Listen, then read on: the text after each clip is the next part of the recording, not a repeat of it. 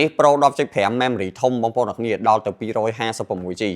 ហើយអានេះគឺប្រើ SIM ក៏បាន Wi-Fi ក៏បានបងប្អូនអ្នកគ្នាអីវ៉ាន់នេះផិនភាគអីគឺនៅស្អាតណាបងប្អូនអ្នកគ្នាគឺនៅស្អាតមែនតើហើយចំពោះអីវ៉ាន់នេះគឺអេក្រង់ស្រីនម៉ាស៊ីនស្រីនមាន scan ហើយជាប្រភេទពួកអីវ៉ាន់ប្រើ SIM បានទៀតអញ្ចឹងគឺពិសេសមែនតើសម្រាប់បងប្អូនអ្នកគ្នាដែលចង់បាន SIM ហើយបាន memory ធំហើយតម្លៃមិនបាច់បារម្ភថាថ្លៃទេអីវ៉ាន់នេះធូរថ្លៃទេគឺតម្លៃល្អមែនតើសម្រាប់អីវ៉ាន់នេះហើយប្រភេទនេះគឺខ្ញុំបញ្ជាក់បងប្អូនអ្នកគ្នាគឺប្រភេទពួក Pro 10.5ណាសម្រាប់ Pro 10.5 គឺវាឡើង version បានខ្ពស់បងប្អូនអ្នកគ្នាបានដល់ version 17ហើយចំពោះម៉ាស៊ីននេះគឺប្រភេទពួកម៉ាស៊ីន256ទៀតអញ្ចឹងបងប្អូនអ្នកគ្នាមានរបៀបដូចថាតម្រូវការរបៀបចង់ចាក់វីដេអូមើលវីដេអូអីគឺត្រូវហ្មងអានេះគឺ speaker វា4គ្រាប់ speaker studio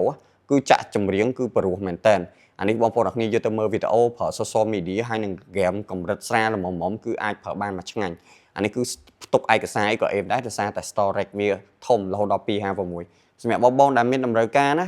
តែតងមកលឿនៗណាមានតែមួយគ្រាប់ទេអរគុណ